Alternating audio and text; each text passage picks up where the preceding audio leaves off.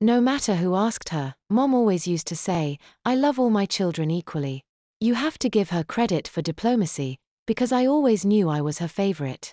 Yeah, I know what you're thinking, my siblings probably thought they were Mom's favorite too, but there are certain signs that kids pick up on, and I knew. For example, when trouble was brewing and Mom was angry, she would very sternly and carefully interrogate my brothers, but when she came to me, she always spoke more gently. The reason behind that gentleness may have been because I was rarely at the root of any shenanigans that were going on, or maybe because I was a little more sweet and sensitive than the other boys, but I think it was because she just liked me better. Wouldn't you like your sweetest, best-behaved child the most? But Mom did have her problems dealing with me sometimes. I was a well-behaved child generally, but I did some strange things in the privacy of my bedroom.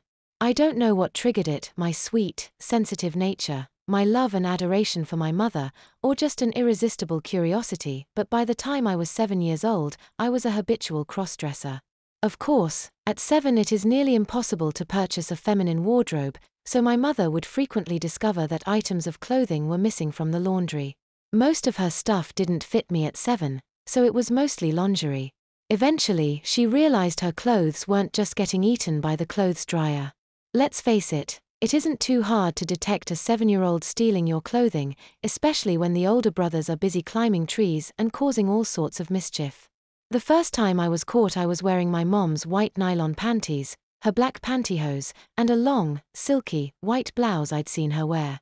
I was humiliated when I got caught, and she seemed heartbroken that her favorite child should want to be something other than her sweet little boy. But, as I explained, she was always diplomatic, and she very gently explained that boys don't wear that kind of clothing, and it isn't acceptable for me to play games like that. Of course, that left me an escape from my humiliation, because kids are supposed to play games, right? What she didn't know at the time was that I was already infatuated with cross-dressing. It was no longer a game to me by that time. But I apologized and promised to stop playing dress-up in her clothes. I was an honest and sensitive child, and I did stop stealing her clothes. Of course, I didn't promise to stop cross-dressing, and I couldn't have if I had promised. I just had to get clothes as they were discarded.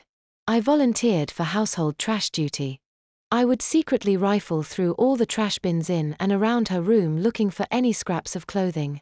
It probably took a year, but I eventually had a small collection of discarded female clothes of my own.